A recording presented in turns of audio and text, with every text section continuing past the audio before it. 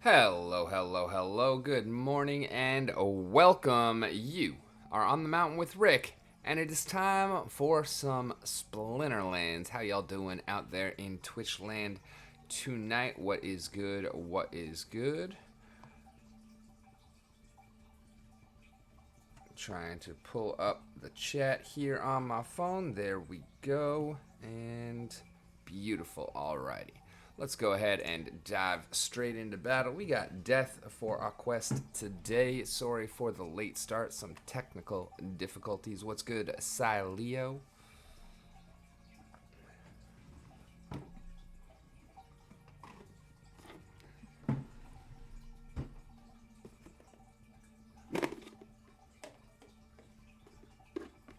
Alrighty, we got back to basics and noxious fumes. That is a deadly combination. I am not a fan. Alright, we got Earth only, and it looks like our opponent is probably going to be luxing it up. 34 mana says, yeah, we should probably lux it up as well. That extra HP is going to be helpful.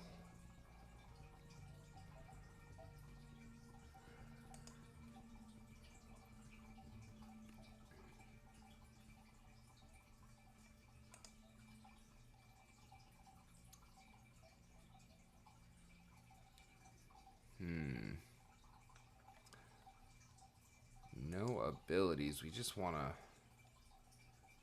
I guess, do as much damage as possible.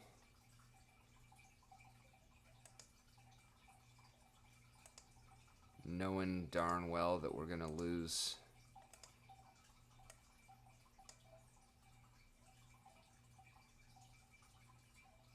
A bunch of health each turn. What's good, Boom Burst? I don't know if I can do any better than this.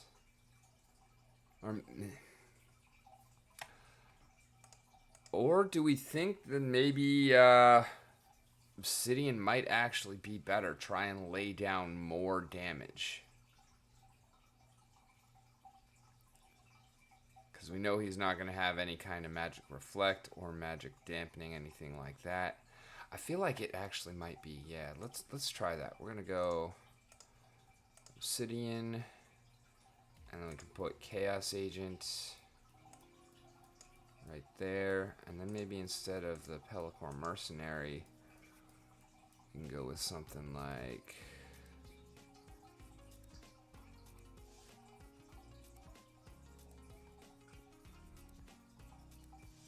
Well, I like Grund here, but that's way more mana.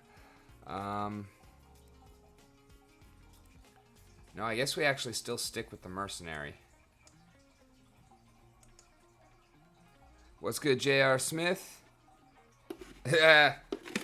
Yeah, unfortunately, that's a card that's a little outside of the reality bucket for us there, Ron. But let's see how our gambit actually played off.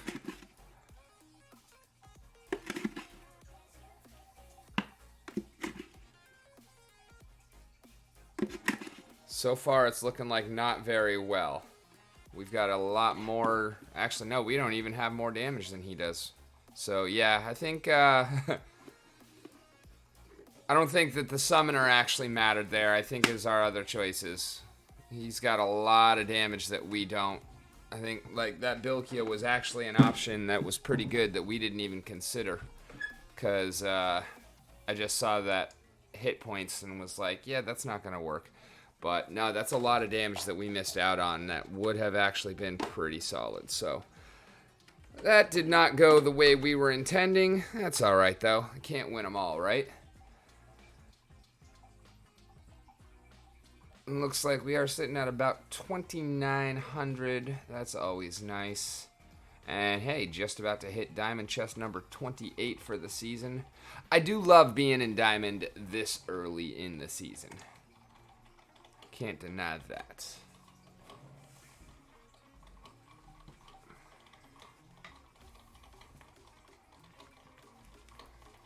Alrighty, we got Explosive Weaponry and Equalizer with 28 mana.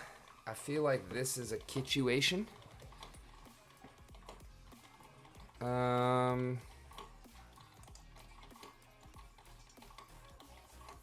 Oh, we don't have Kitty currently. Okay. In that case...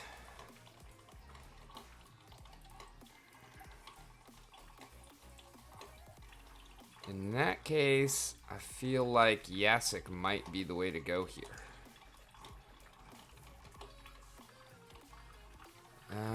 I do. Although I have 0 reflectors here. Okay, I've still got, or reflection shield. I've still got Kinjo, so that works. And we can go Lurker on the front line. Then we can Snash. Definitely not Ifrit Rising. I do like Flamesmith. Nope. Actually, no Snash either. We can still rock Supply Runner. No, I think this is too low mana for Lurker to actually work.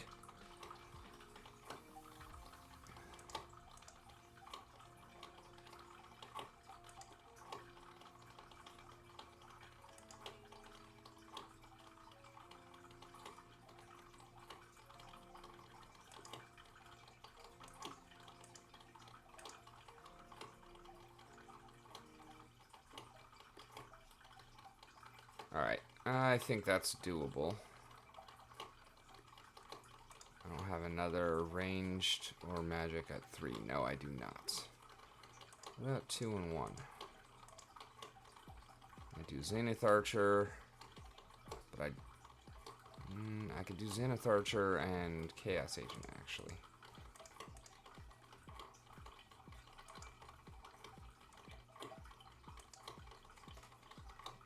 And let's just hope that we get some craziness going on that back line with all of this scatter shot.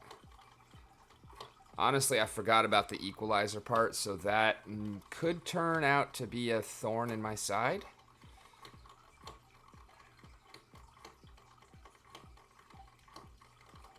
I don't have a regular heal. I do have a triage, but that's not going to matter because he is not going for anything. Then again, he's got Dr. Blight, so our regular heal probably wouldn't have helped us very much anyways. We just would have gotten afflicted on the first turn. What we need is some dodges, and we are not getting them. So yeah, we're boned here, I think. We did get a nice couple of poison ticks there.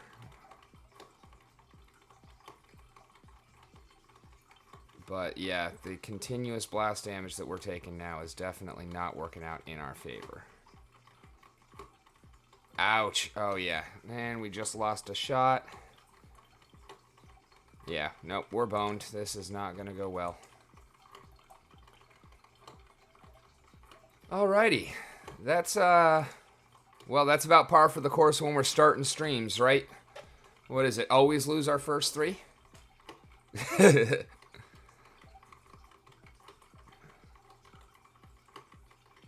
Alright, we got Stampede and Broken Arrows with 27 mana. Definitely a Billy rule set. So do we counter the Billy? Or do we play the Billy? Because we do not have a maxed Billy. I think we counter the Billy.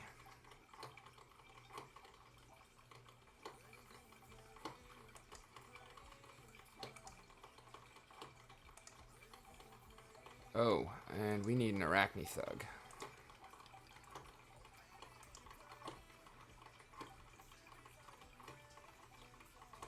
No, Rent.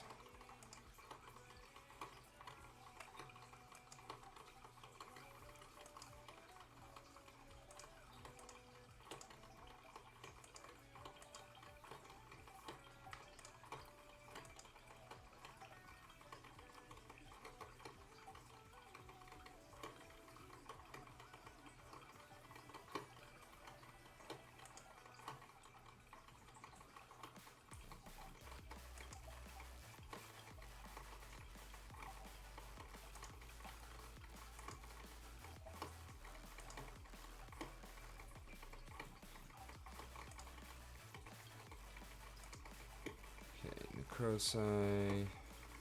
Gives us 5 mana left. We can do...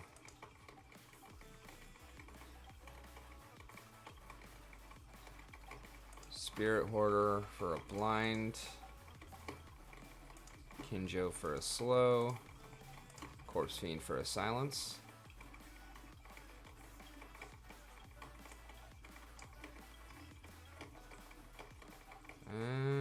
Yeah, send it. Blue Demon Shark. That's pretty much the lineup I'm expecting, so I was hoping to counter it. That back Jira, though, that is not what I was expecting. He's going straight up backline here. That's not good for us. Hey, at least we one-shot the healer. That was helpful. But, yeah, I think we're in trouble here. Would have been better off going Waka over Dallin, I think. Yeah, we're boned. There we go. We called it. Never win in the first 3 games, right?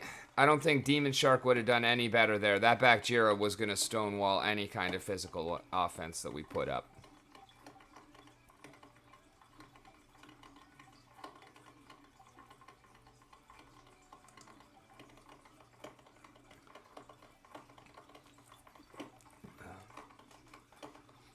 Alrighty, we got back to basics. Melee only 17 mana. This is definitely a Billy rule set.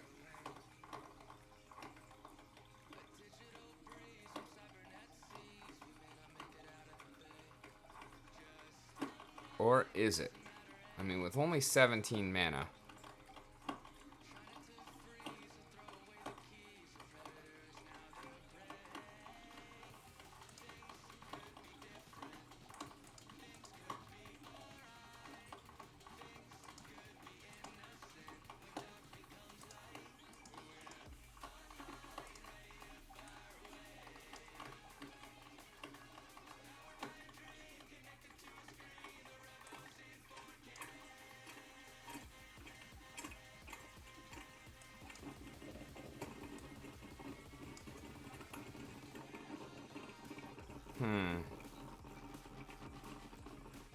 Waka and Cursed Windiku might have been better. Yeah, I agree. It also would have given us another mana to play with. I feel like we could have put a stronger team together there.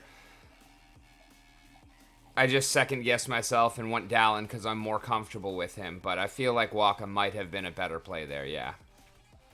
On this one...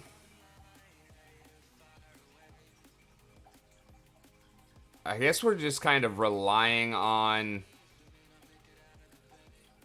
the reach and the trample here, hoping that that's going to be enough. Now, he went Billy also. Very similar lineups. We'll see how it plays out. He's faster than us, so it's probably not going to be a good thing for us.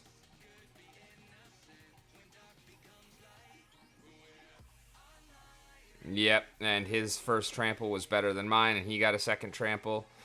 All right, this is game number 4. We're supposed to actually be able to win this. Come on. Back to basics is really difficult. Yeah. Yeah, especially melee only back to basics. I mean, that's exactly where Possibilis shines. But again, it was like, that's one where I knew Possibilis was coming. 100%. And I didn't really have the option to counter him. It was just... try and play into it, I guess. No, I mean, even Lurker wouldn't have helped us there. Back to basics melee only is definitely not the most fun that you can have.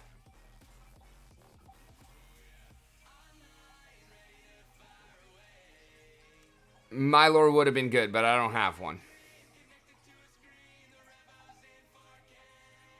And he's expensive to rent at max level. Earthquake, Noxious Fumes, 46 mana. I wish we had life here, because most of my good flyers are in life. Opponent does have Jotun, so we're glad to not see fire. And he's probably going to be playing Bright and Bloom. I almost wish I hadn't sold mine. almost. I guess we'll go blue here, because that's going to be our best bet between flying and cleanse.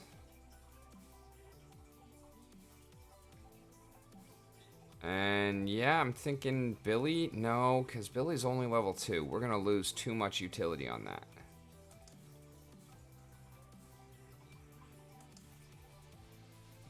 Lots of snare. Yeah, Murdampier is going to be good here. Good call on that. We definitely want Phantom. We definitely want Pellicor. And we still like Oceanus.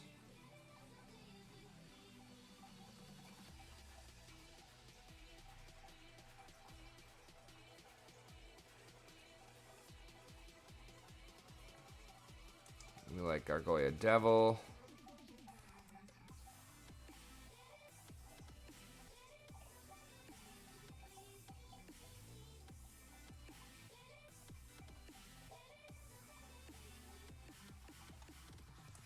Like Bakjira for the front line.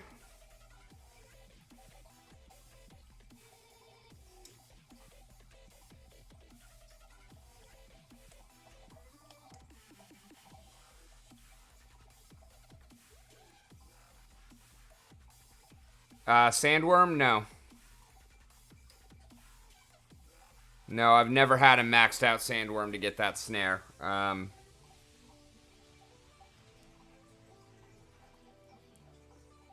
Wavesmith has snare?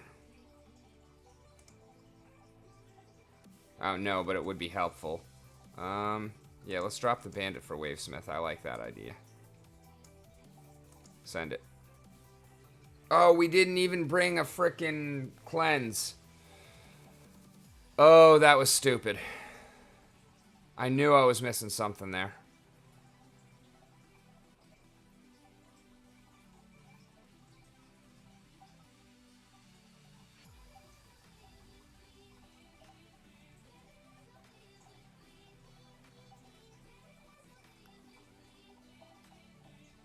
And he's got nothing but heals. He is really going for the long game here.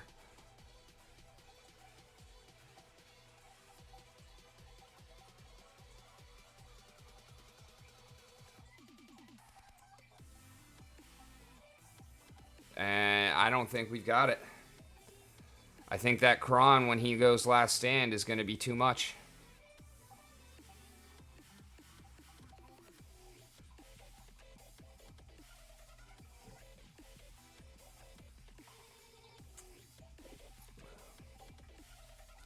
And we didn't get the snare on him either. Oh, wow.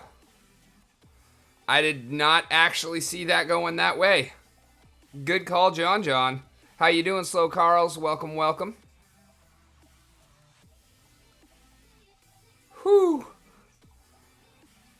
That was a pleasant surprise. That was a pleasant surprise. I totally thought we were boned as soon as I saw the Kron go up front.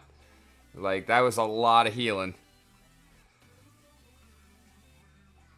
Yeah, because I think if we miss there, like, if he got that one more heal, we were just dead that next turn. Like, if we did not kill him there. Actually, I think the poison and earthquake just would have wiped out the rest of the team, right?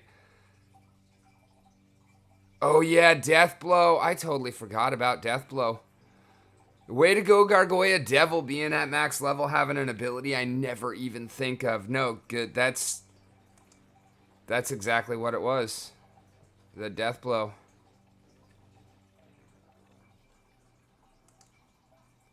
Let's take a minute and talk about underappreciated abilities, because all of the doublers are pretty underappreciated from me, personally. Like, I'm not speaking for anyone else or the community at large, but Oppress, Death Blow. Actually, I do play a lot of Fury. I really like Fury, because I feel like that's an easy one to hit. But the others, the Oppress, the Death Blow, and what's the other one? Knockout. I really don't care for those abilities. I don't play them very much. Weak Magic, Tis But Scratches, 34 mana, no dragon.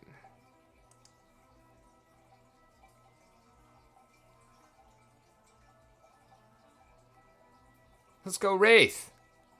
That's what we need in Weak Magic, right?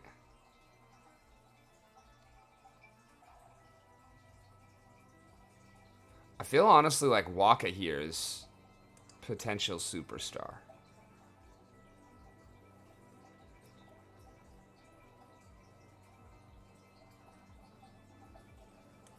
And let's just go speed, speed, speed.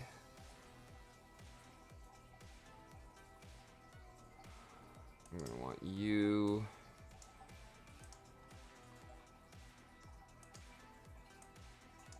You.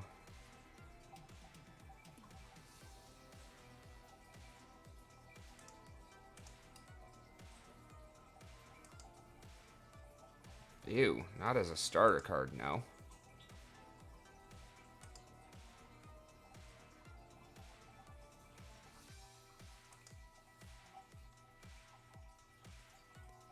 I feel like that's not terrible. Kelia, O'Shaughnessy, Wavesmith, New Bear Guy. I do not have any Archimists. I do not have any Archimists still.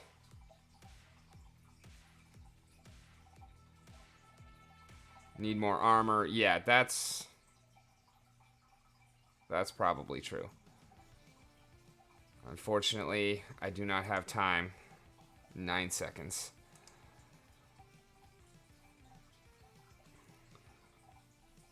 This is really going to come down to how well does poison actually work. Because if we land them, a bunch of them first turn.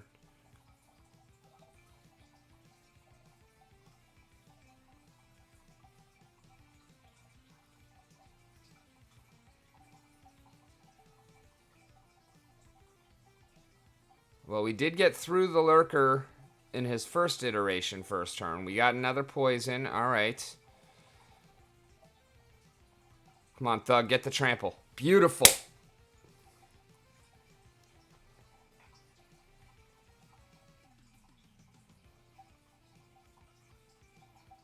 Poison kill, fantastic.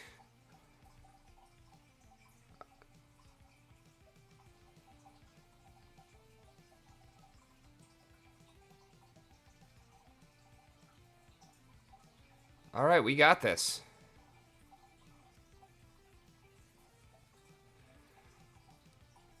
Yeah, I find that, like, weak magic definitely calls for armor, but Tis But Scratches makes armor a lot less important because you're still taking damage anyways. That's something that I learned from Dallin. So, I mean, that definitely took some RNG to work out in our favor. So, I mean, you're probably right. Those teams that you called probably would have actually been better.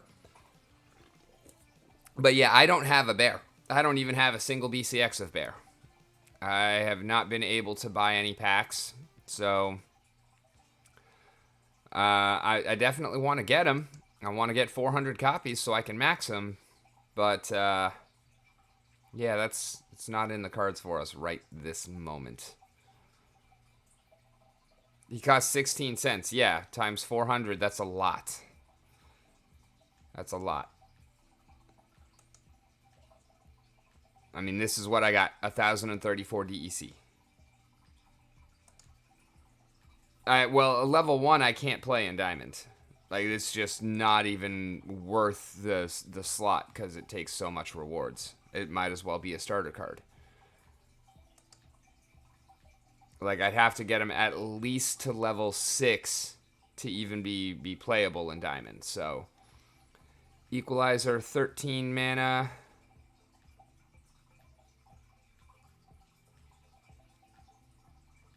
Do I really want to rent the kitty for this?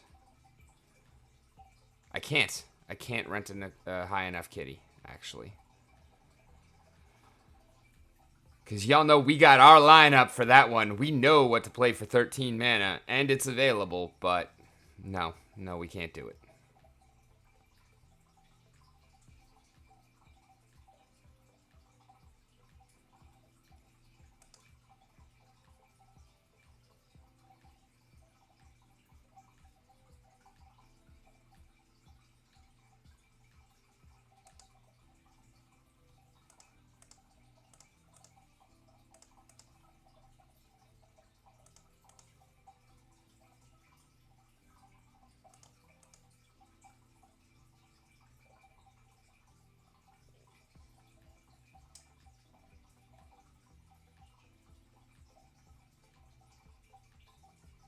No, I don't like that.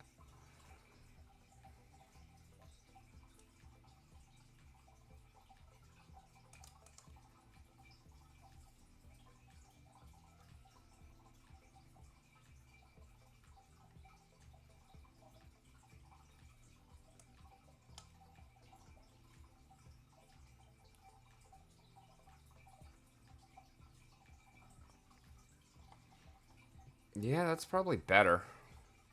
I don't really see anything. What's good? Walk the grid. Kelia Oceanus. I mean, that'd be good, but that would give our opponents a lot of HP. I feel like this is a better tack to it. We got 2 poisons, and we're not giving our entire opponent's lineup 10 HP.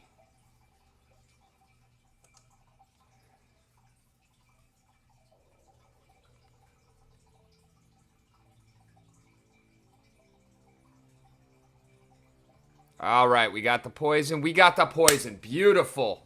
And a backfire. Nice.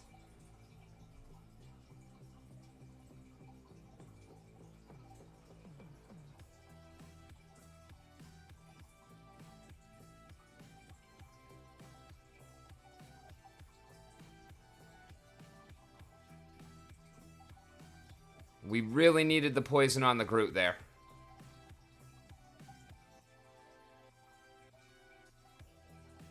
Actually, I think we got this.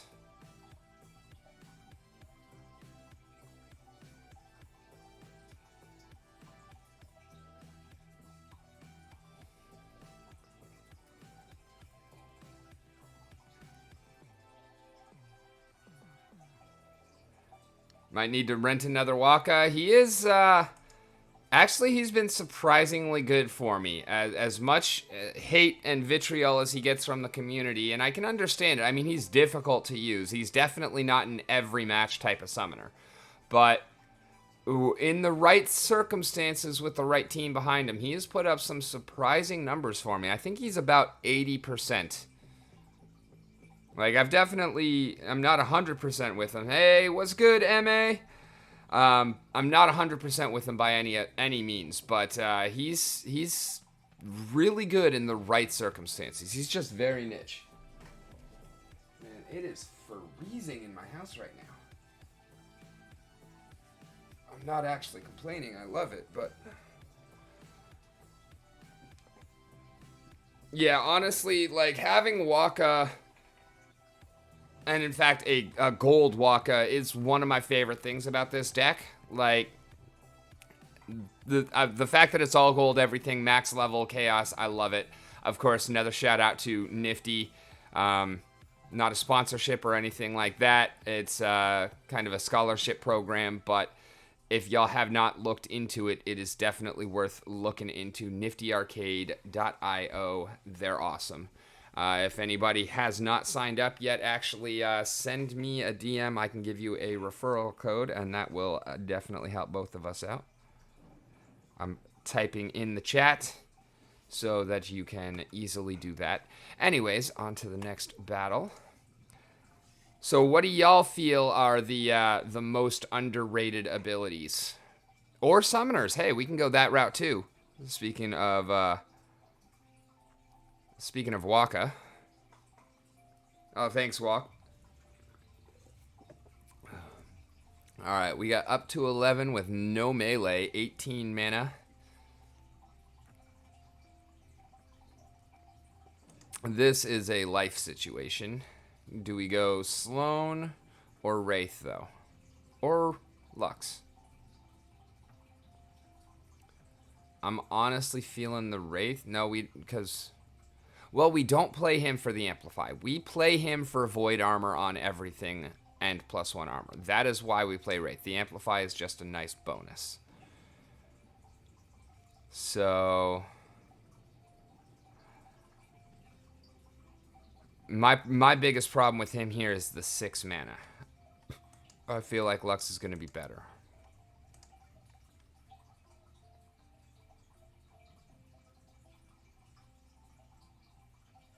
And I want to do something crazy. Like that.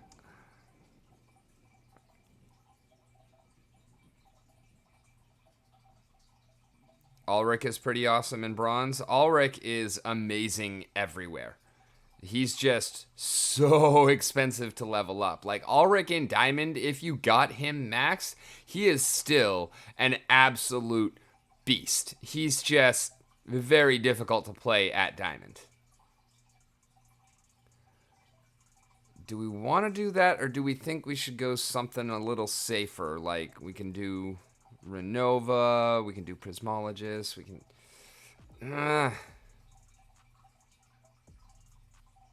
I feel like if he's not coming straight at us, we're boned.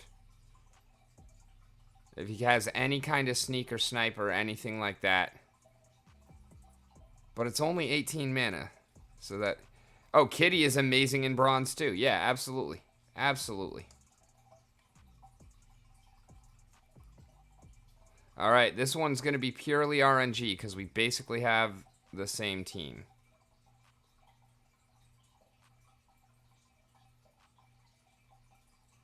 Oh no, he's going to win because we brought magic damage and he did not.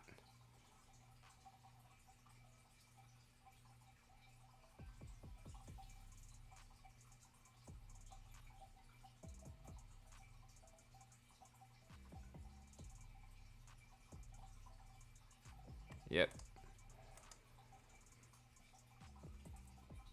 Yeah, Kitty is amazing in bronze. And again, they're like, Kitty is just the best summoner, though. Like, she is good absolutely everywhere. The only problem with Kitty is that maxing her out is going to cost your left arm, your right leg, your third torso, and the rest of your body as well. Like... Yep, Mylor Mustang in bronze is good. Mylor Mustang actually pretty much holds up all the way through as well. Again, though, the problem with, you know, all of these ones that you are talking about, like, they're solid all the way through. They're just really expensive summoners when you start trying to actually level them up. Like, I do have level 3 and a level 2 Mylor on the rental account.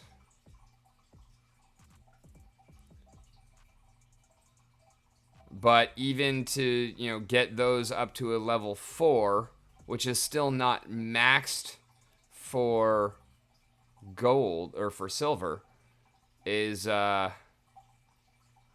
be like another $50, $60. And that's what, you know, the price is today. So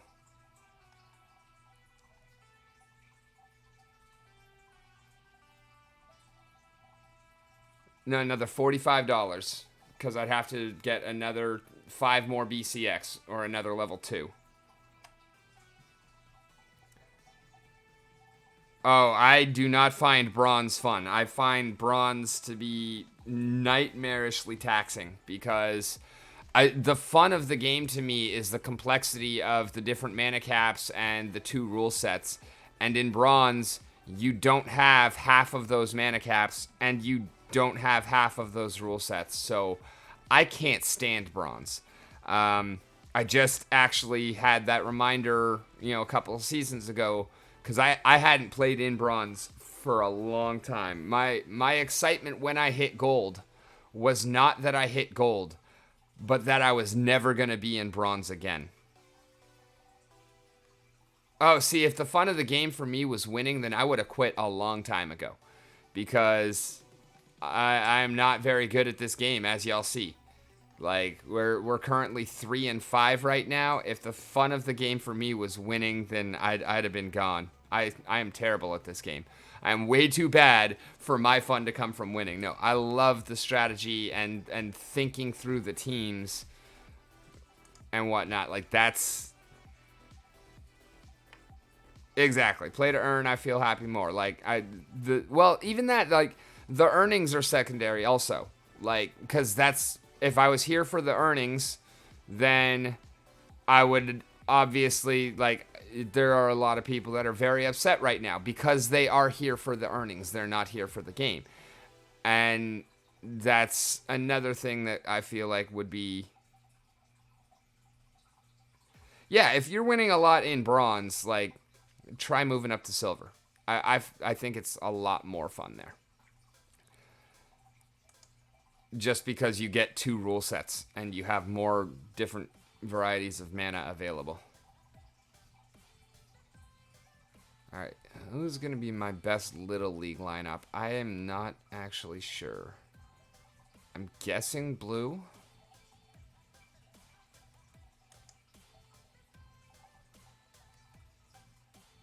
Because we got Cethropod, who is just a beast of a tank. Tidebiter. Those 2. We can still rock Uraeus. And, oh, Igor Darkspear. Yeah. Yeah, that's pretty solid. Got heals and repairs for the front. We got heals for the back. We got stuns. We got blinds. We got poison. I think that's a pretty well-rounded team. Bro, if you have champ that... Bro, hey. Yeah, if you got a champ level deck, then we should talk.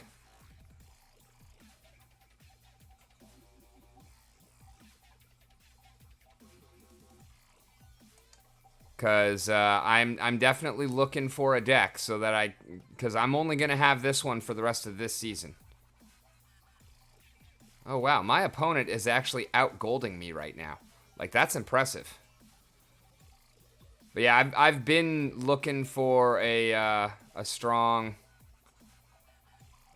diamond/champ level deck to kind of scholarship or whatnot, however you want to call it. Oof, we're in trouble.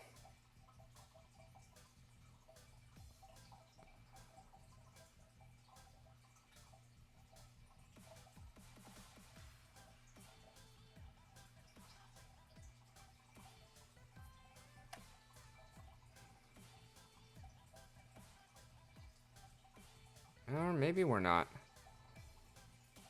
Ugh, that miss really hurt, though. Yeah, that Murdampier is going to be difficult once we get there. But now he doesn't get to shoot. So, yeah, we're good, actually. That's what I'm saying, though, is, like, rather than just renting it out to random people, like, if we can come to an arrangement, or you know, put it together as a deck on Nifty and let me get it from you that way, and then, you know, would you rather be earning SPS rather than DEC off of it? Just a question.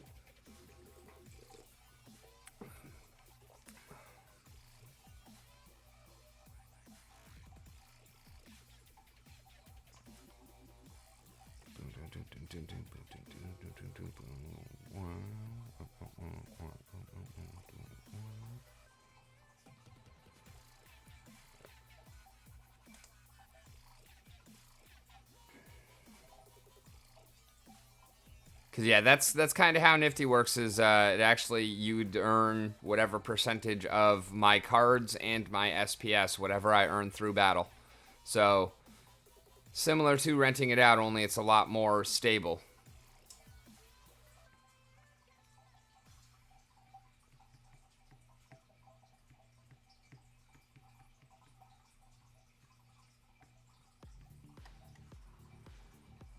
Armored up, Holy Protection, and 22 mana. I was going to say we are expecting to see Lorna, but nope, no life.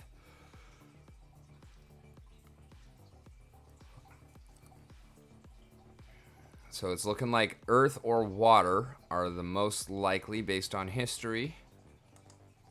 Armored up is a great spot for Dallin, so we're going to do that.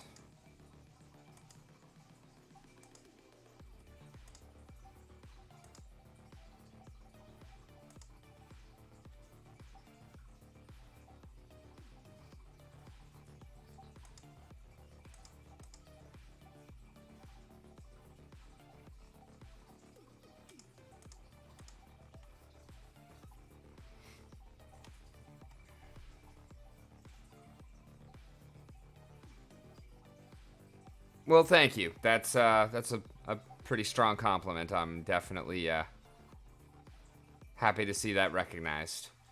I think that's a pretty solid team for this.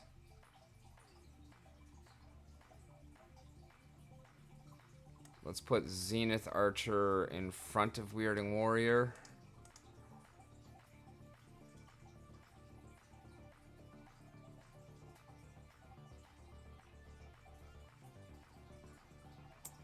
Do I actually like Shade at the back like that? Or would I rather go with Undead Badger?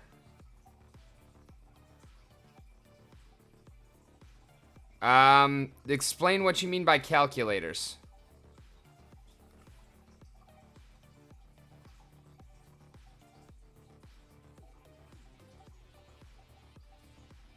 Just go with it.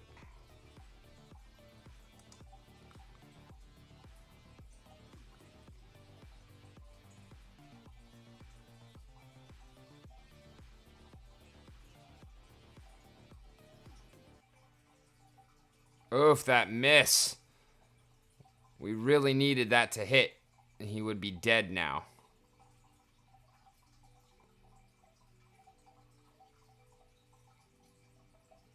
Yeah, I think we lose this one. Because we just can't hit him.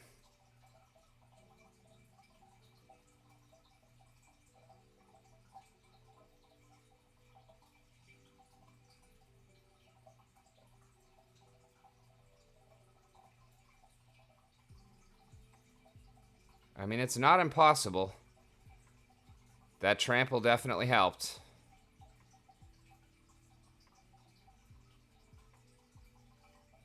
Actually, I think we got it. Holy monkeys. Oh, wow. That turned around quickly as soon as we started making contact.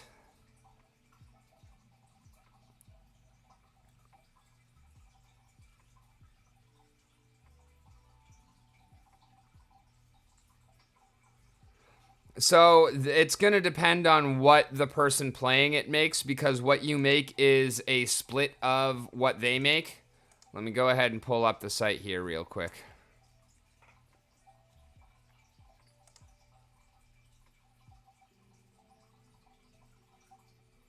I have played SplinterForge. I did pick up a few cases last night.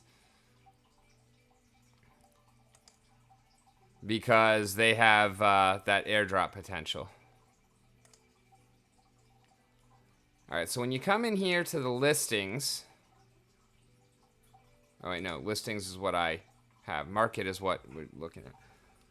Listings is where you would be going to put your cards up to be available. And I have not done anything on that side of things, so...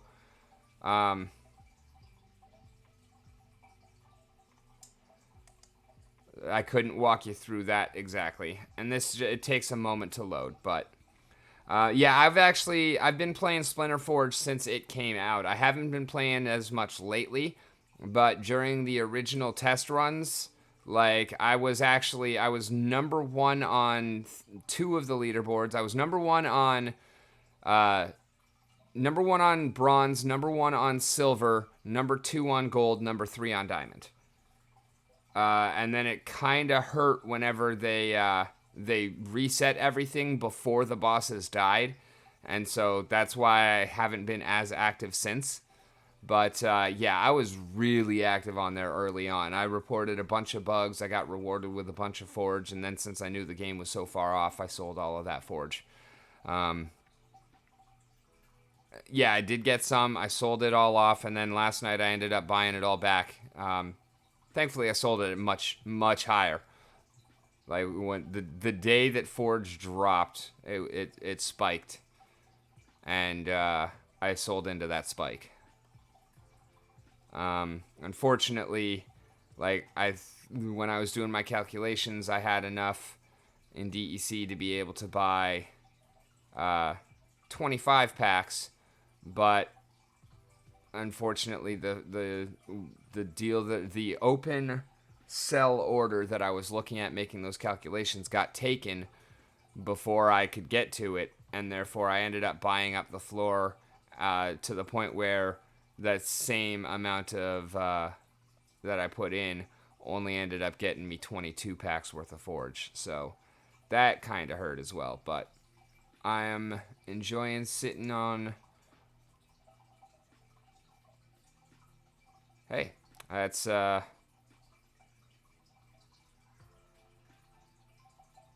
guess I already got my airdrops today. Because we are getting 80 Forge per crate airdropped. Or maybe not, because... No, because I got 23 packs. What's 23 times 80?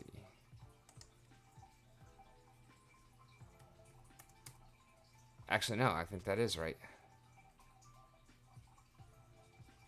1840.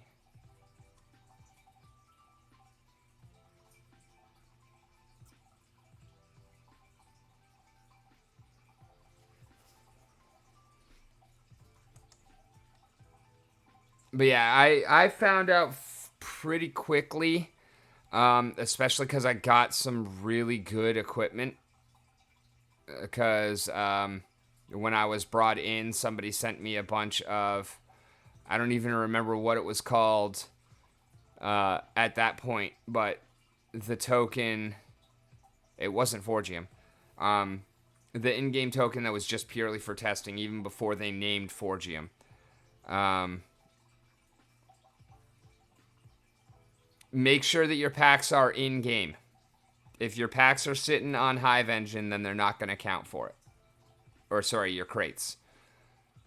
So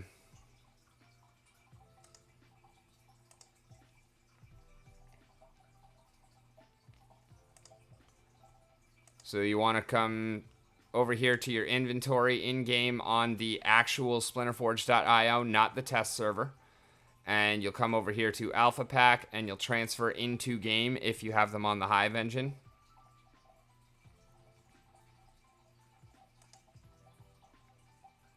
But y'all know how I feel about my airdrops, man.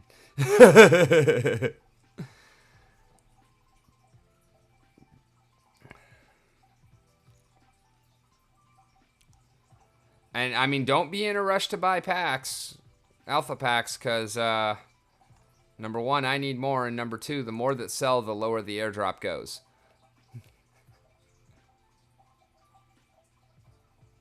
Oh yeah, if you bought through Splex, then I believe that they went straight in.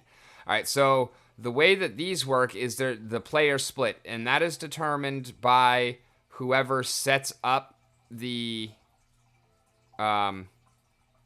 deck. So the one who lists it decides what the player split is going to be. And that's why ones like this were 90% for a full deck. Like, this is a promotional thing. This is not a typical offering. Broke Bloke is Tyler Jorgensen. He is the creator of NFTyArcade, and so these are ones that he kind of has out there just to, you know, reward people who are getting the word out about the game and whatnot. You're more likely going to see stuff like even 65 is still pretty good. 50-50 is what a lot of them are. And so basically the way that works is it's going to take all of the SPS that I earn and say that we do this one, right? So it's a 60% split. So I get 60, you get 40.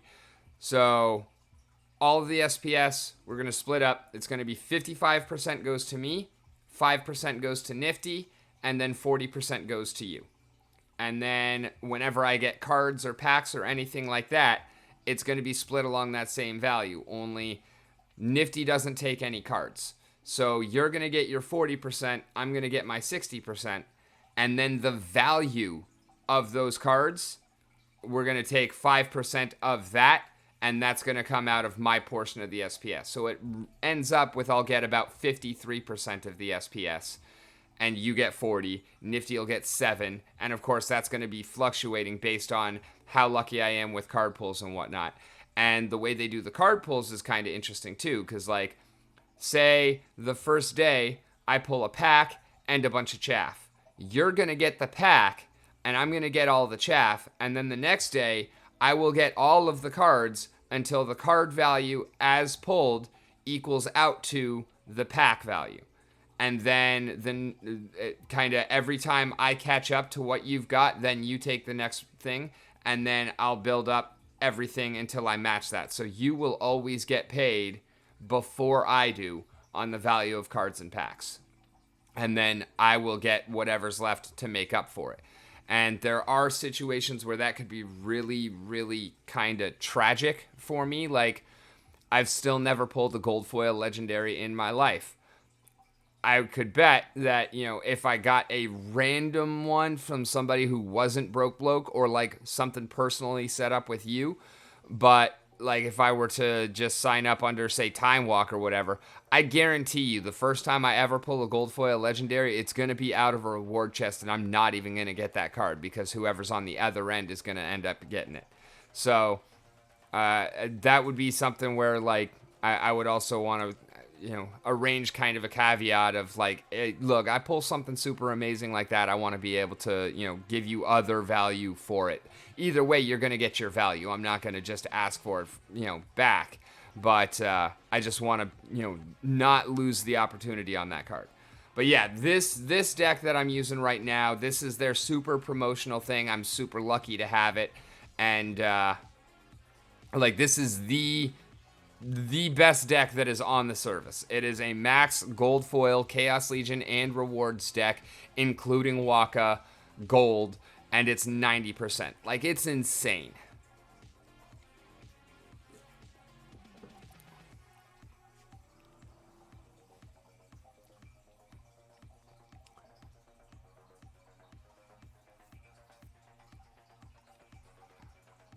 And I mean, just being honest, because, I'm going to be fully transparent. Like, we know I am not the best player.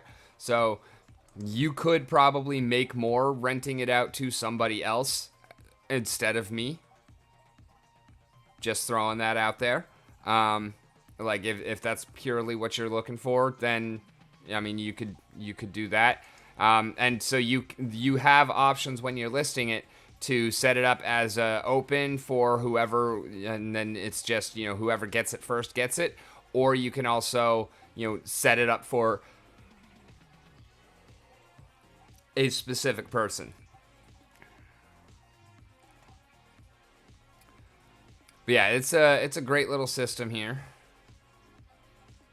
And then with SplinterForge, the early tactic that I figured out very well is taking advantage of the 1.5 times damage. The team that I was just destroying it with was Tarsa and Wraith as my summoners. And then I had a bunch of the items that allowed for more mana and different colors in your team. So I was running Shield Bearer with Silver Shield Paladin, I think, the one that's got Inspired. Whichever Silver Shield has Inspire. River Hellendale for Inspire. Demented Shark for Inspire. So all of my melee units had a total of +4 attack. And then I was running Carnage Titan and Dampier Infiltrator, because both of them have double strike and reach and sneak. Neither of those exist in the game. They're 1.5 times damage. So I actually had a Carnage Titan that was hitting for 9 damage twice per turn.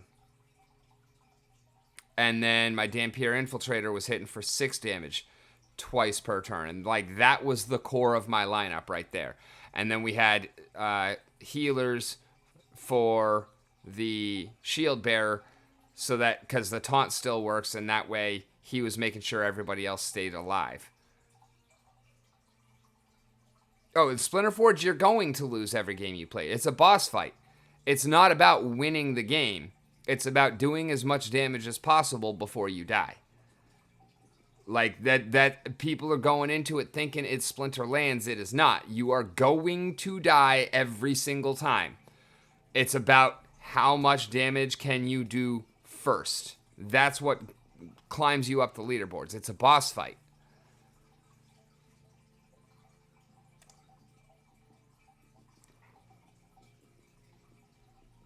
That's why you get 2 summoners and as many monsters as you can use under that, pretty much. Because, yeah. And I mean, my team was huge. I had gotten up to the point where I could spend 57 mana and I had 11 creatures. So, like, yeah. It's a very different game from Splinterlands. Really, the only kind of commonality that they have is the cards that you're using are your Splinterlands cards. It's a very, very different game from Splinterlands. Actually, let's go to the test server and I will...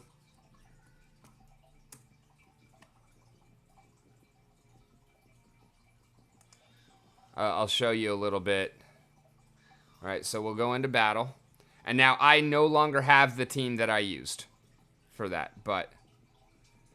yeah, that's something that is kind of definitely a thing. So the ability and rule changes over here are not super well defined, but it does help. So summoner level doesn't matter.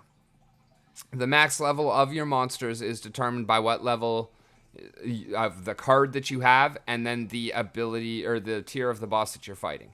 So your level 1 summoners will work for a diamond match here. Doesn't matter. Because your monster's abilities are determined by the tier. Some abilities don't work as normal. Hover over this line to see a list of abilities that do 1.5 times damage instead of their regular function. Oh, it does work now. Okay, so Blast, Bloodlust, Close Range, Dispel, Giant Killer, Knockout, Opportunity, Oppress, Piercing, Reach, Redemption, Scattershot, Sneak, Snipe, Stun, and Trample. All of those... no, I mean, the test server is still live, as you can see here. So all of those abilities don't do anything like they normally do. It's just 1.5 times damage. So when you can get those and then buff that ability, which this is why I went so heavy melee. There is another strat that goes super heavy on magic, and that works, especially if you have a level 1 Ulrich. This is where that level 1 Ulrich is super strong, because even against the diamond bosses, he's still going to work and whatnot, everything like that. Tank, heal, and triage don't care about monster position. They will just heal any damaged monster. I'm not 100% sure on how they target when everybody's damaged. I would imagine it's kind of like repair. They go for who needs it worst. Speed is normalized to use a turn meter type system, so faster characters attack more often instead of everyone attacking every turn. So even the speed is different. And you notice how high speed these bosses are. Shatter doesn't eliminate armor. It just reduces their armor by 10 every time you hit them. So Shatter is huge when the bosses have armor, but it's still worthless when they don't. And then poison damage happens at the start of the affected monster's turn, and force field reduces damage by half instead of down to 1.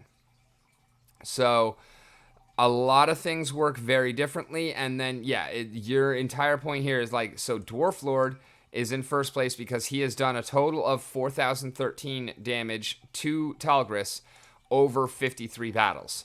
Now, Splinterbin is going to be able to easily eclipse Dwarf Lord Nodge because he's done 30,260 damage, and he's only taken 5 battles to do it. So, when I was... oh, hey, actually, there I am. I've also done 5 battles. I've done 519 damage. So I'm in 10th on the list.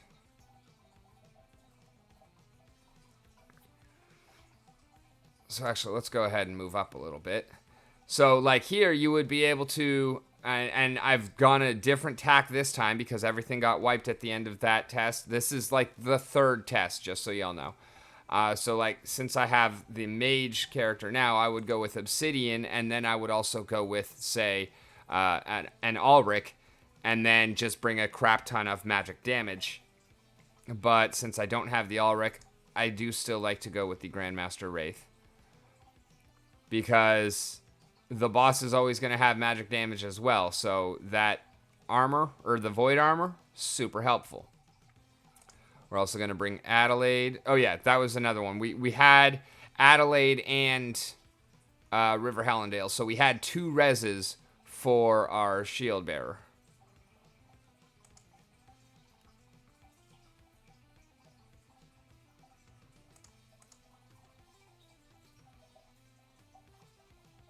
All right, we got 16 mana left with 4 monsters.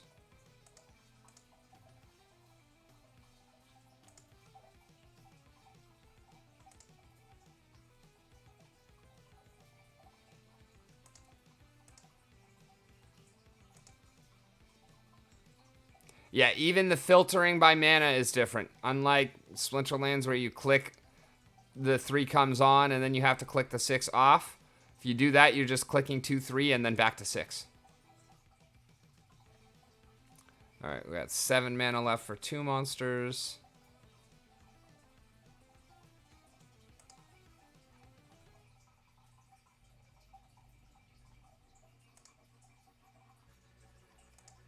Yeah, let's just go with all of the heals. No, let's go Mycelia. Do we have any? No, we don't have anything to amplify. SplinterForge.io, yes sir.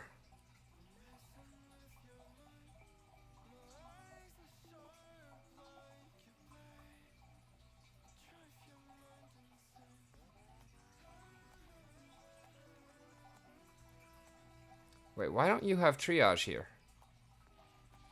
Oh, because we're on the wrong boss.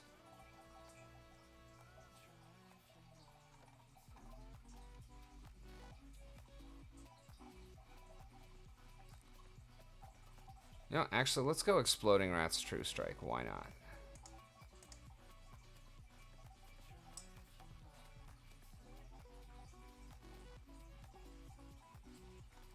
So that gives us our 7 monsters, 54 mana. There is, you don't need, yeah, there is no in front or anything like that. None of that positioning.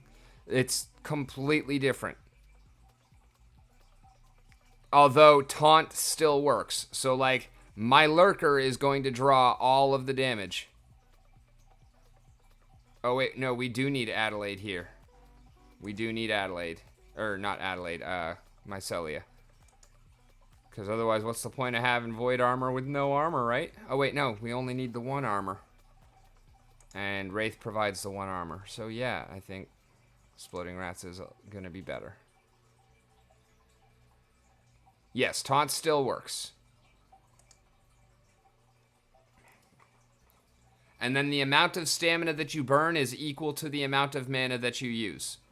So once you start getting up to like 60, 70 mana, then actually no, it was 69 mana that I was using per fight, because I couldn't actually run 3 back to back to back until I increased my max stamina.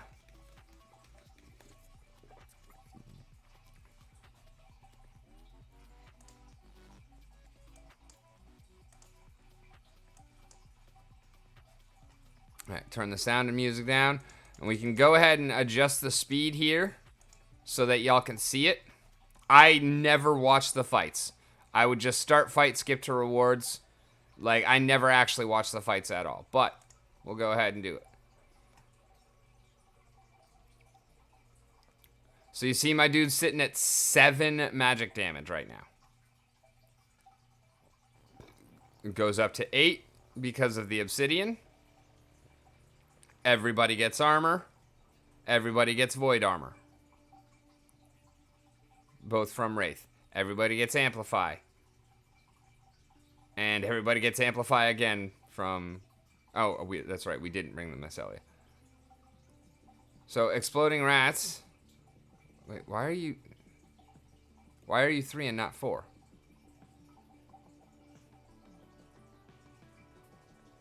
Okay, Exploding Rats is wrong, because even 3 times 1.5 is 5. And also you can see, so my lurker already died, but Adelaide brought it back. And you can also see how I've got a couple of water monsters, even though I don't have a water summoner, because my gear allows me to bring water monsters.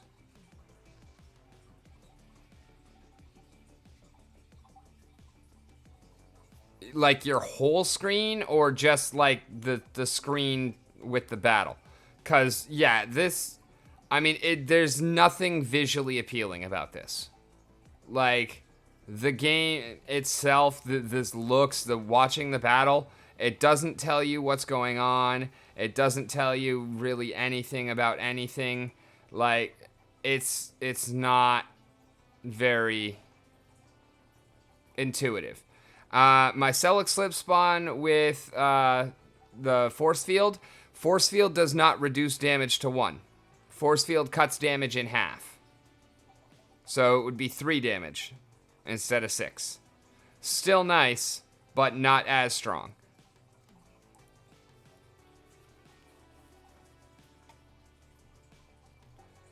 And, like, even the fact that you have to continuously scroll down with it, like... Yeah, it's...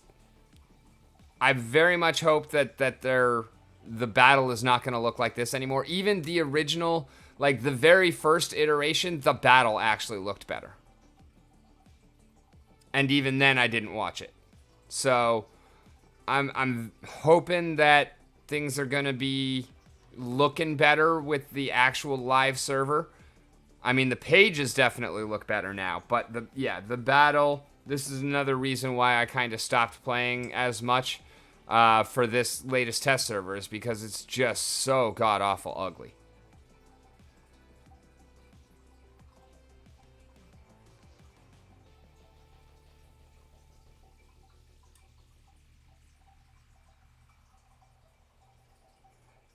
And then, yeah, just skip to rewards because that's what I do. And we did 153 damage. Received 3.06 Forgium and 30 Electrum. Now, this is not real.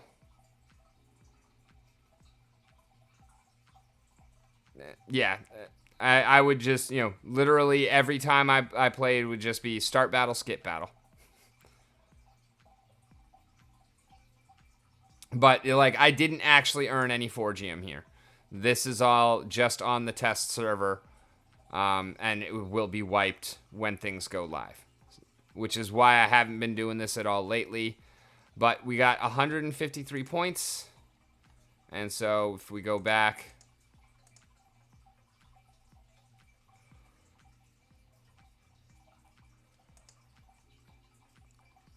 now you'll see On the Mountain has moved up to 8th.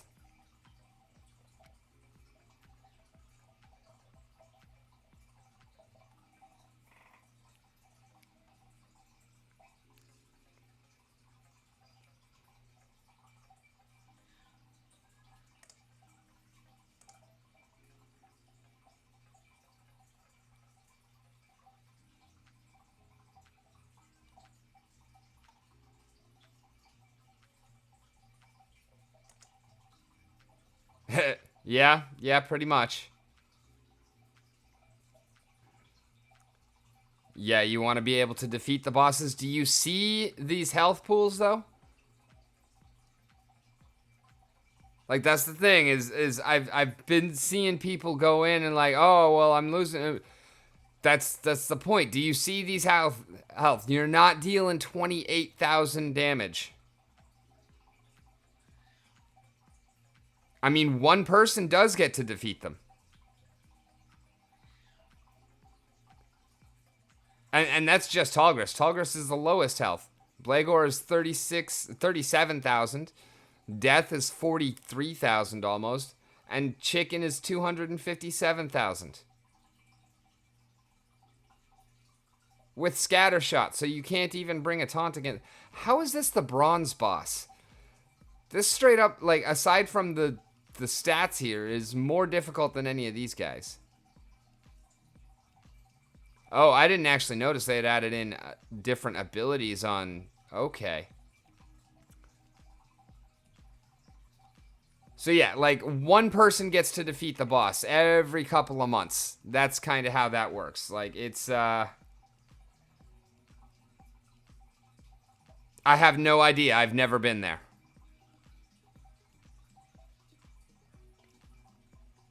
Yeah, I mean his stats are apropos of bronze. But like honestly, I find the scatter shot is a little well, I don't know. The retaliate and shield there is definitely pretty gnarly. The shield and magic reflect there is definitely pretty gnarly. But yeah, I mean, on the original test server, I was actually #1 on chicken. Because chicken, I've never seen anything but chicken as far as the bronze. But I was #1 on bronze, #1 on silver, #2 on gold, and #3 on diamond at the same time. At the end of that server, when they wiped everything and reset it, and I was like, no, I was gonna get so much cool stuff as soon as they died. Because of course, with the leaderboards, the higher you are on the leaderboard, whenever this dude dies, then everybody gets paid out according to the reward listed here. And so like I was set up to be really having some fun with some new equipment as soon as I got as soon as the bosses died. But then they wiped it and they put in the second iteration of the test server, and I was just like, ugh. And that was when it looked more like this and the battle was less visually appealing and whatnot, and I was just like, ugh. Plus I had already like changed up my deck and whatnot. I had lost my main strategy, and so there was a number of things that went into me not playing SplinterForge as much. But that's actually a good question. I don't know. I believe the answer is early next year. Like next month. Oh, presale is now live until January 2nd or until all 200k packs are sold.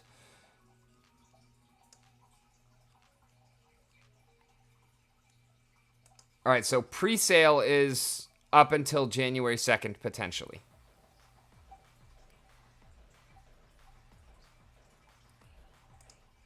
I can't actually play that song on SplinterForge TV. So, okay, January 2nd is actual live date. Awesome. Good to know.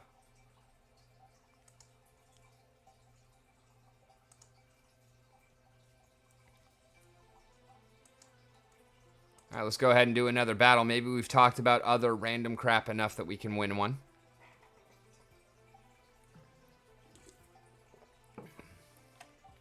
All right, we got Equalizer and Melee Mayhem, 23 mana.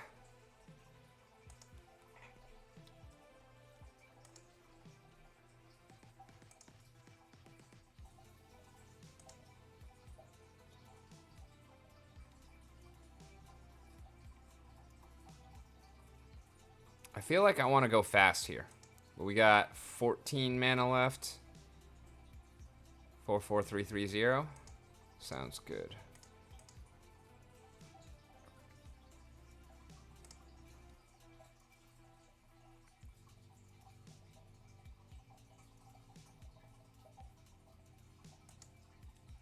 Oh, no. Well, I mean, yeah, let's go Life Sapper instead. Soul Strangler's damage is awesome, but the poison is kind of wasted when we're Waka-ing anyways. Although I feel like if you're running Waka and you bring a poison monster, that should be a 100% poison application, right? I mean, it makes sense to everyone else, right? Not just me.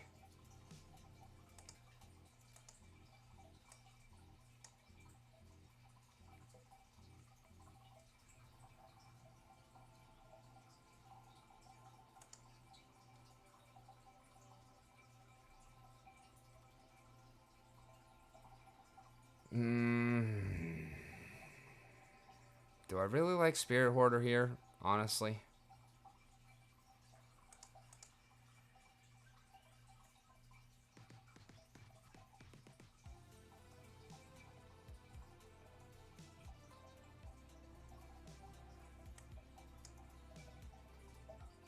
That's true.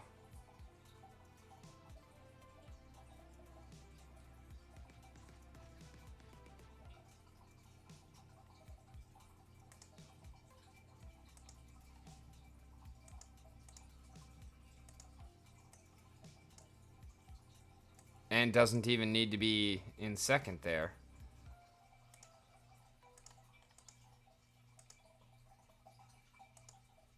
Yes, yes, yes. Perfect. Thank you. That was exactly what I needed, actually. Boom.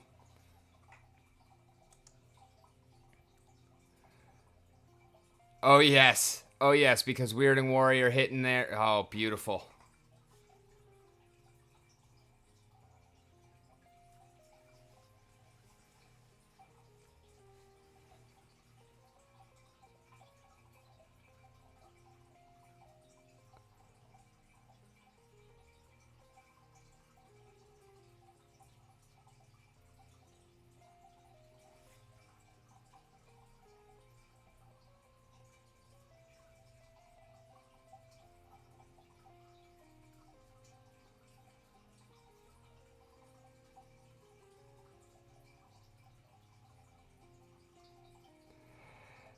This is not going well for us.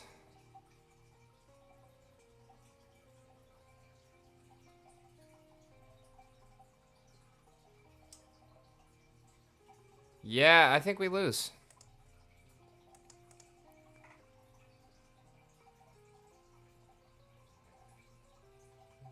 Yeah. Yeah, that skull definitely wrecked us by dodging so much. That was annoying. It was painful to watch.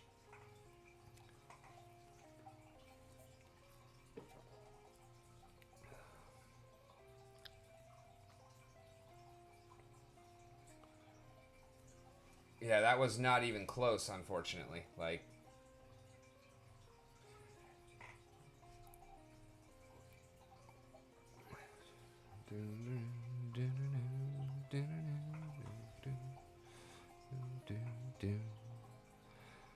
all right, we got keep your distance, 52 mana, and no deaths. Expecting Lux.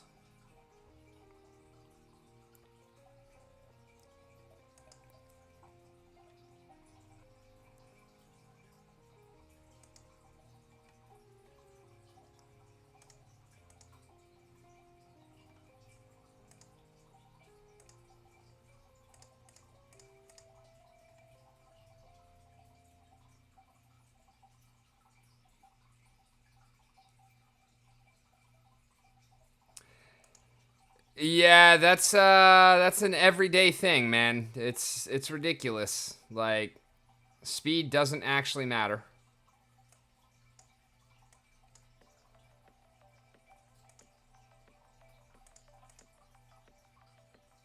I mean, it's the only thing that matters, and yet it doesn't actually matter at all, which makes zero sense, but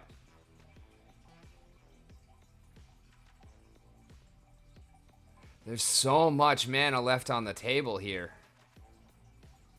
I guess it's only 5. And that is a solid team.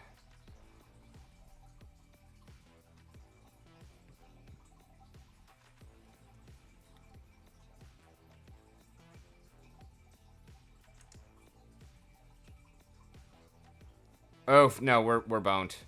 That Almo is just gonna wreck. Yeah, there's no way we get through that Almo.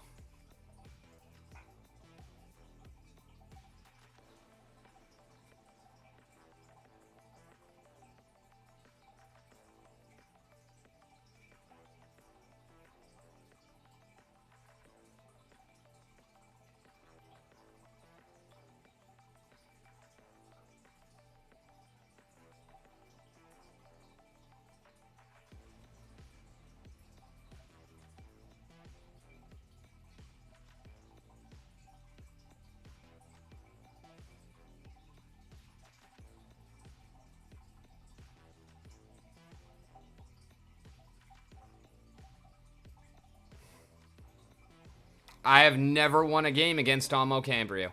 Ever. Ever in my life. And this was a very good team behind him. Like, obviously, it wasn't just Almo that beat us here, but it was just Almo that beat us against here. Yeah. Yeah, maybe. I didn't even see Almo coming, though. Like, I don't think about Almo because he's so rare to actually come up against.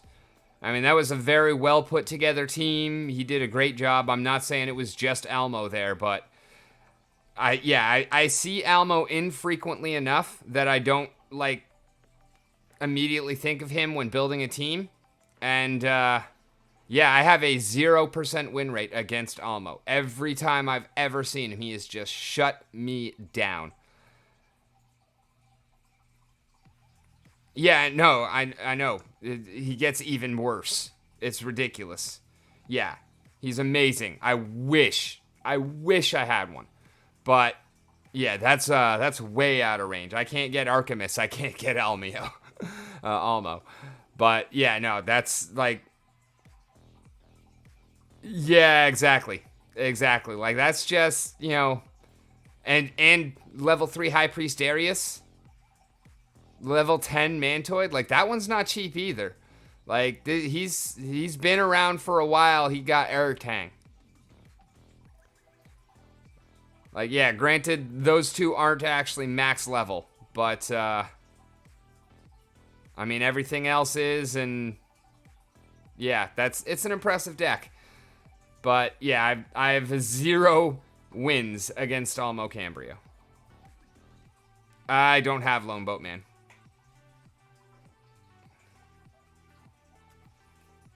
I have Chaos only. If it's not Chaos, I don't have it. Like, literally, the deck that I've got is everything that I've got. Yeah. Yeah, max level Kitty, max level Almo. I could see that even just a terrible combination right there. Like, that could be one of those 0 damage wins.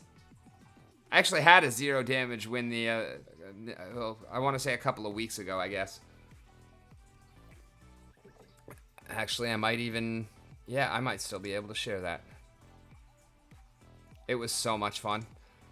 It was like, I'm going to throw out just the worst team imaginable and be toxic.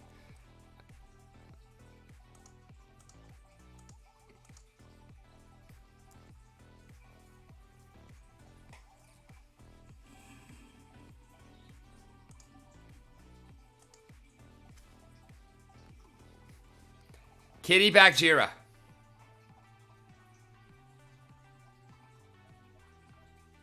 Not even a poison match, anything like that. Just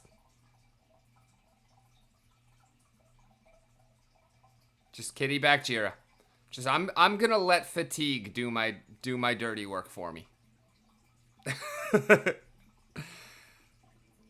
And the stuns had me scared. I was like, oh no. No, these stuns are dangerous.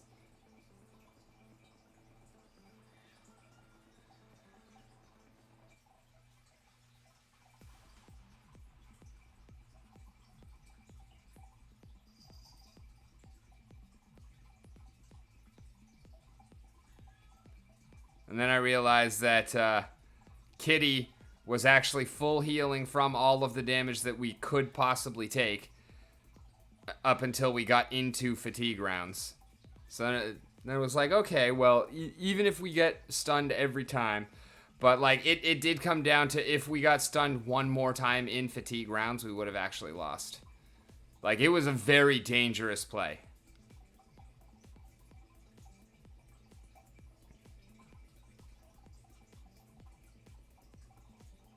So our opponent actually had a really good team here. It was just...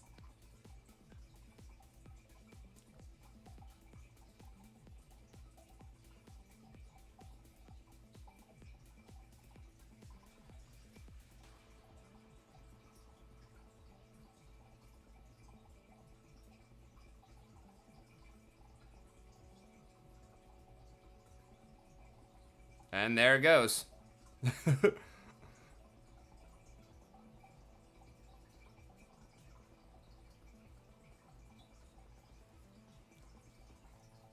I don't even know why I brought the Fiend. Oh no, I brought him in case there was a sneak attacker. To like just absorb the first attack and make it that much more likely for Bakjir to survive. But yeah, that was one of the most fun games I've ever played. That's why I actually saved the URL to the replay. It was like, I'm gonna do 0 damage and win.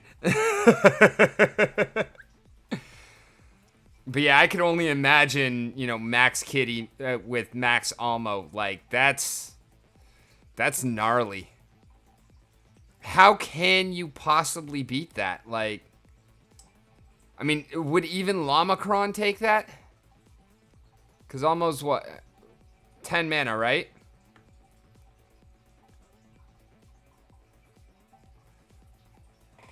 So Kitty Almo would go up against Lamacron. Because they're both 17 mana.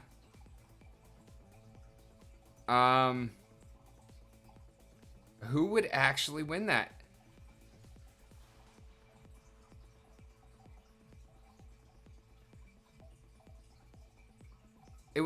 Almo would take it, right?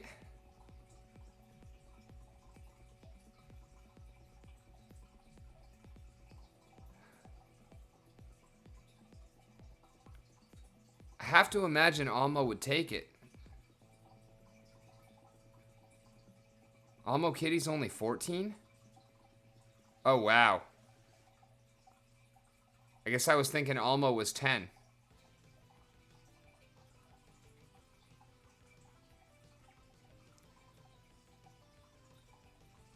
So yeah, you just throw in a Uraeus there, get that... Well, no. Because Llama's going to cleanse the poison.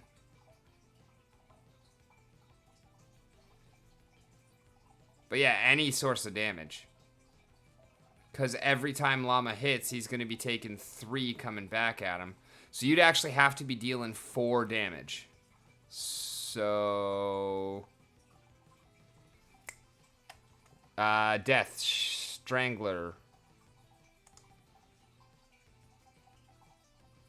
I mean, I know there's other cards that'll do it, but if all you need is 4 damage for 3 mana... Soul Strangler. Kitty Almo Strangler.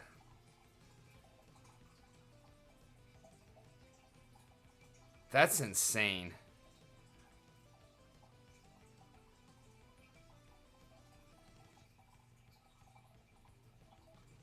Almost only 7 mana? That doesn't even make no sense. What? That's just wrong. That means he doesn't even get hit by Giant Killer. It's a press only. He doesn't actually have taunt. So yeah, press is really the only way you getting through that mug. Sheesh.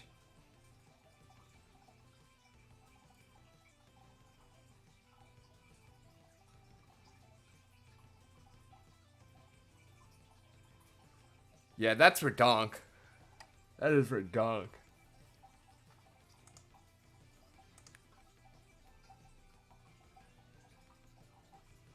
A press is relatively new. I am newer than a press, so I guess I didn't really realize that. Was it Untamed is when it came out?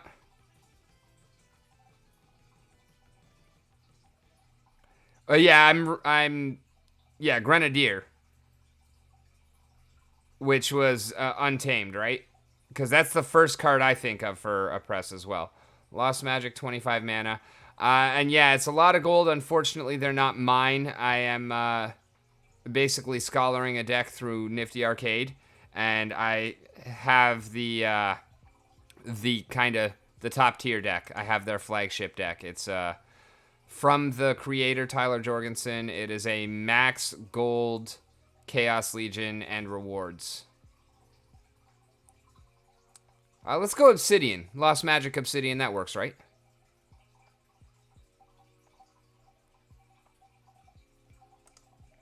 We'll go Waka because we are death.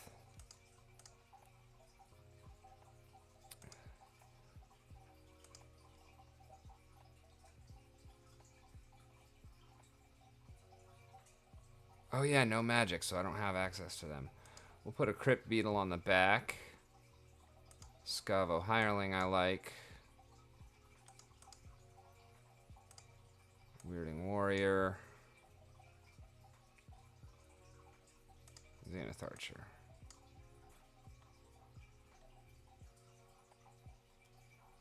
Put the Zenith Archer before the Weirding Warrior to absorb snipes. And Hireling is 5. Dang it. So Weirding Warrior is going to be an opportunity target.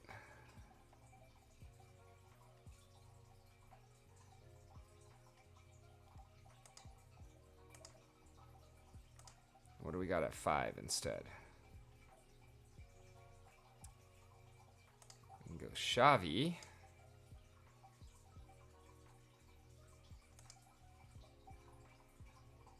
No, because then Weirding Warrior is the snipe target. Farfig Nugan. What do we think is more likely, snipe or opportunity? Because I can only defend against one of them.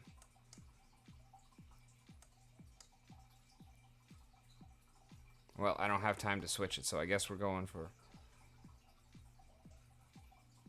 Kinjo for the Amplify.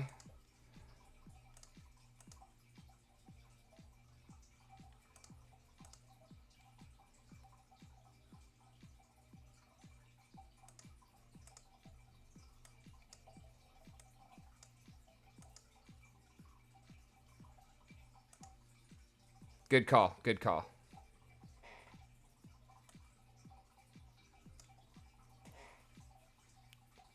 All right, got a first round poison. That's helpful. And we got the shatter, even though... No, we lose. We lose. It didn't matter what we did there.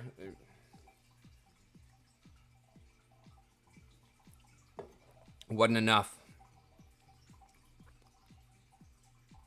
He just had, yeah, too much or double opportunity and the lone boatman. Yeah, didn't matter which one we defended against. We weren't gonna get through. Yeah. And then it's interesting how even after the shatter, because he died, the rust actually brought back the armor. Yeah, they had a strong team there. Like, that wasn't us losing, that was them winning. But yeah, it's also like, I really, really do not like the shatter on Weirding Warrior now. Or not the shatter, the rust on Weirding Warrior now. What's good, After Sound? Howdy, howdy. Yes, indeedly doodly. On the mountain, I am. Only in my imagination, but, you know, unfortunately I'm still in the swamp, but, you know, it's all good. But no, I just actually, you know, that's the first time I've seen it happen like that. I realized as I was leveling him up before I sold everything and whatnot that the shatter and the rust was kind of a non-bow on Weirding Warrior. And I was like, all right, well, that's whatever. But I'm actually very unhappy about the way that played out now. Again, it wouldn't have mattered, but the fact that he died after hitting the shatter, and then we still had to go through armor because when he died, the rust went away. He would be better if he didn't having rust. Yeah, I love your Chrome extension. Although I use it on Brave, but I love your extension, man. This is awesome. And I still want to have you on sometime to talk about it. I got 17 minutes left if you want to hop on Discord real quick and tell these wonderful viewers about it.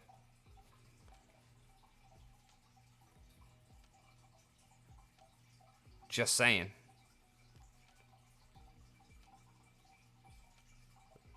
I've been trying to have both of y'all on for the longest time. Let me know when it works, and we'll make it work. Just saying. Just saying.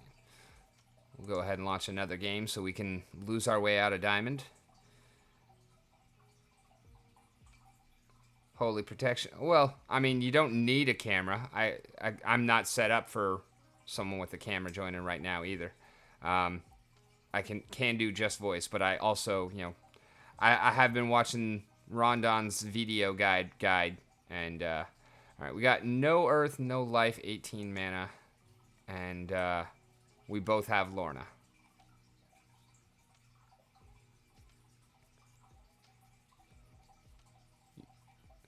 Yeah, I'm so glad that you're out there making awesome tools like this for the community, because there's a lot of cool stuff.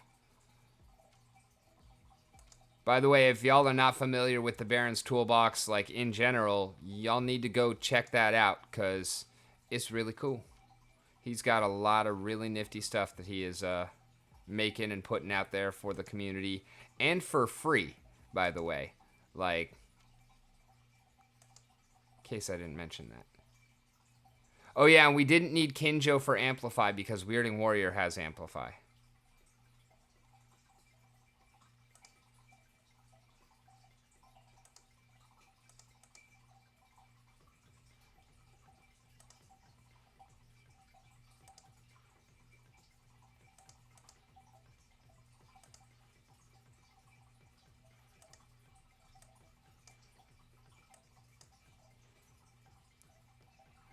I don't care for this at all. Not even a little bit.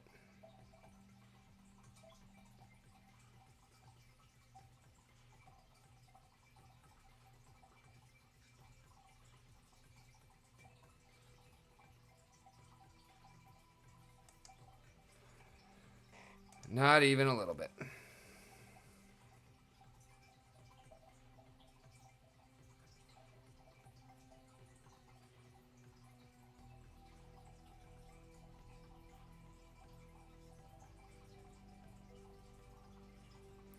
Wow, not a single miss on our Chaos Agent.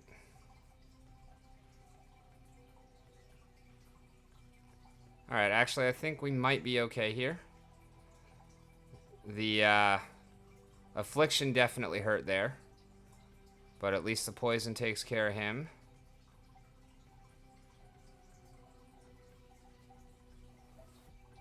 And he is poisoned. I don't think he can actually get through our lineup. We're good. We got it.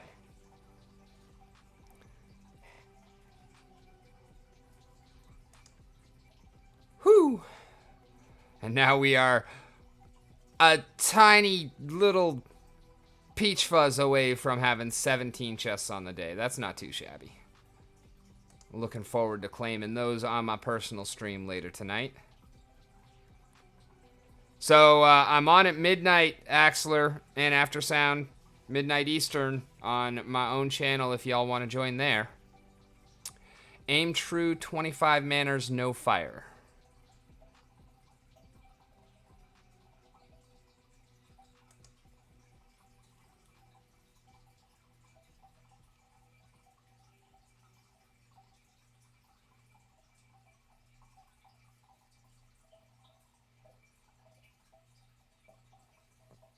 Honestly, does sound like another good spot for Waka.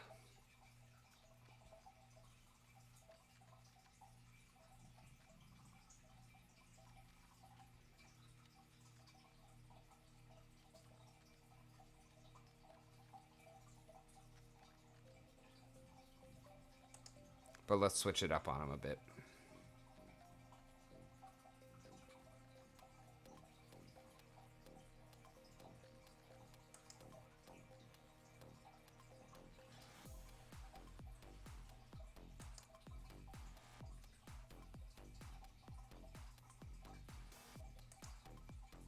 Nope, not going to be able to run that lineup.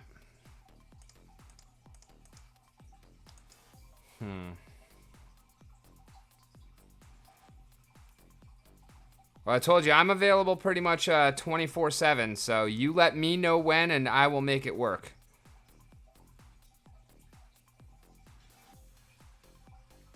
Oh, 3 friends sleeping over. Yeah, I can only imagine. What's good, Anti-Fragile? Yeah, I guess we're gonna go Waka, because, man, I just ain't got nothing. I need...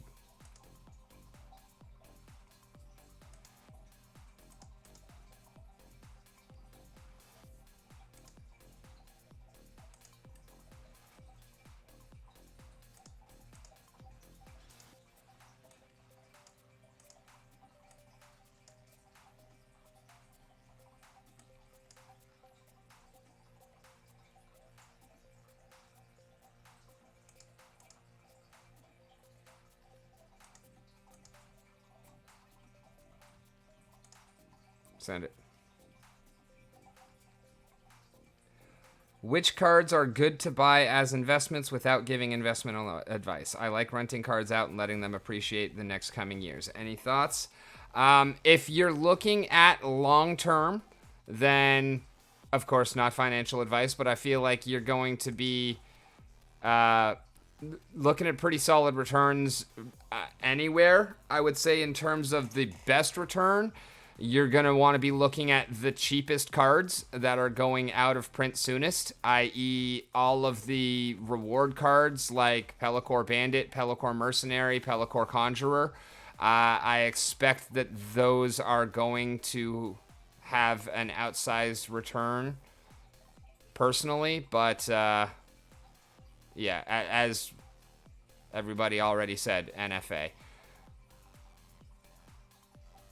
And this is going to be a terrible loss again. Yep. That's also not financial advice. That's just facts.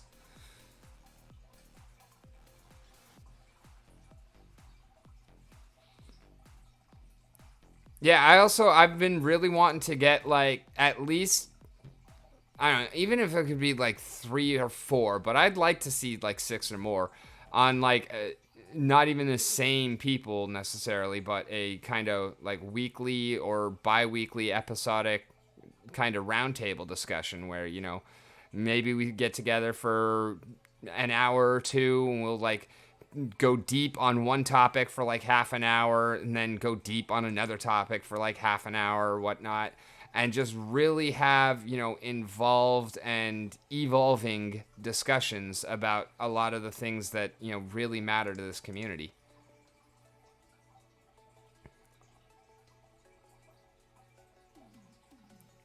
Yes, gold foils, definitely. Daniel Smith, I don't think Rift Watchers would necessarily be the best way to go on that. Because there's a lot of that that's still... I mean, right now, spending SPS on Rift Watchers is dangerous.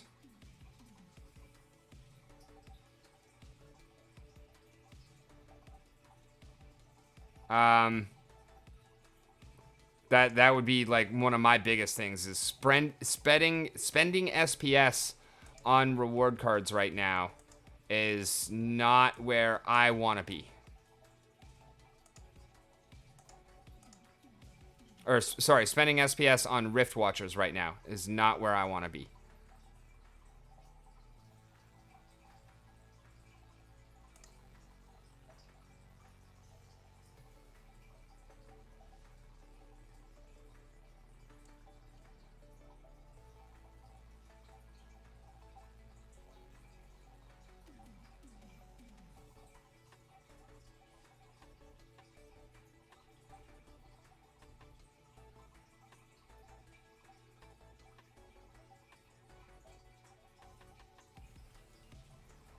Oh, do I actually like infantry better than grunt here? I kind of think so.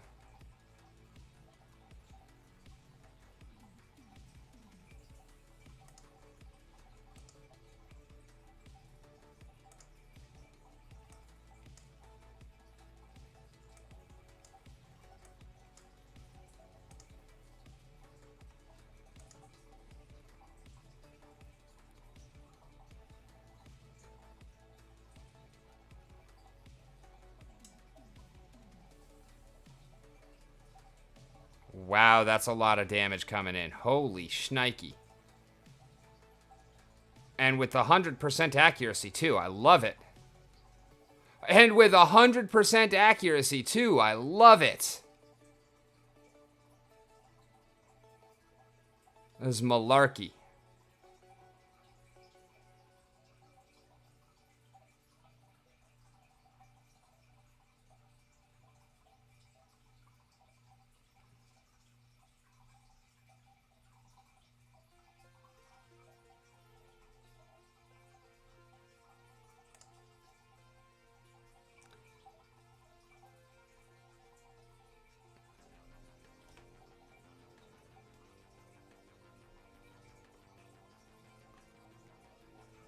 I mean, on just the the circulation numbers, yes, Rift Watchers is better than Chaos Legion.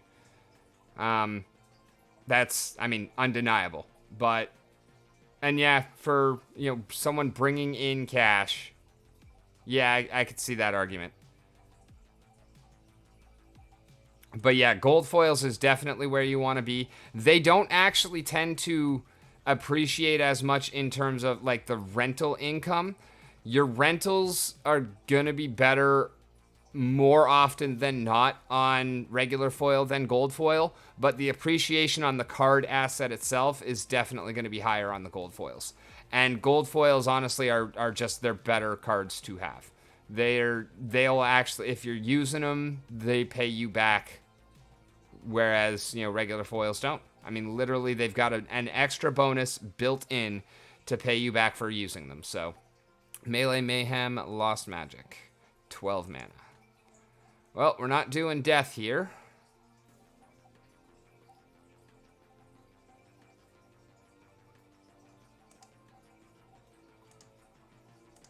I mean, is there anything that's actually going to be better than that?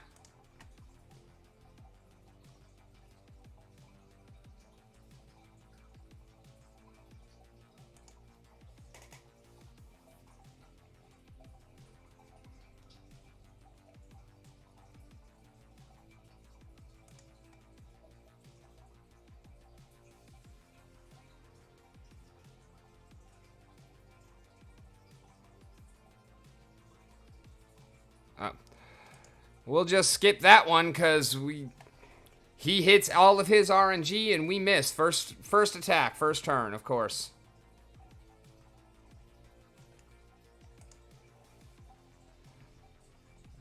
I would really like to win a game. Like, I just need one more. Back to basics, Spreading Fury, 15 mana. Yay, back to basics.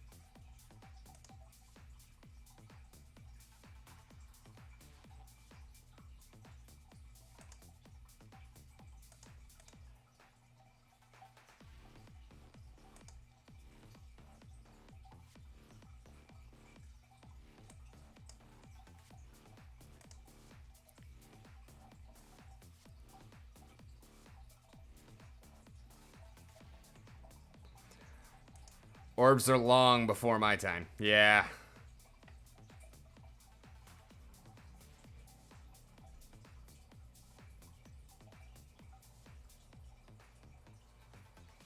Hit that poison. Thank you.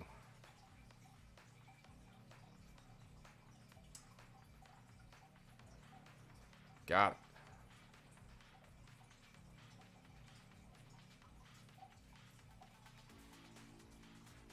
All right. I think we got this.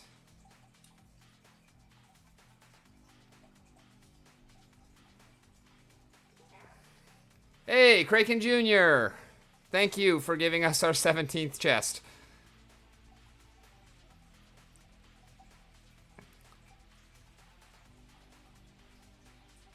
Alrighty, we got a minute and a half left, so I'm going to go ahead and call it. Thank you very much for joining us. We got After Sound coming up next. Also, shout outs to Axler. Hello, JB Anti-Fragile, Daniel Smith, Poppy Thomas. Thank you all so much for joining us. John, Lucido Burrito, Walk the Grid. Appreciate all of y'all for tuning in. J.R. Smith. Thank you so much for joining. And I will be on in 6 hours' time on my personal channel. In the meanwhile, After Sound is here to ready and amaze y'all with some awesome music, maybe some definite great discussions regarding everything going on in the Splinterlands economy. And don't mind if he's a little bit bearish sometimes. He's just, looking with open eyes and being fully realistic about the state of things. It's something that I feel like most of us could use a little bit more of, because don't want to be too filled with hopium when things are not actually looking good. So thank you very much for hanging out. May you win all of your battles, and have a great night.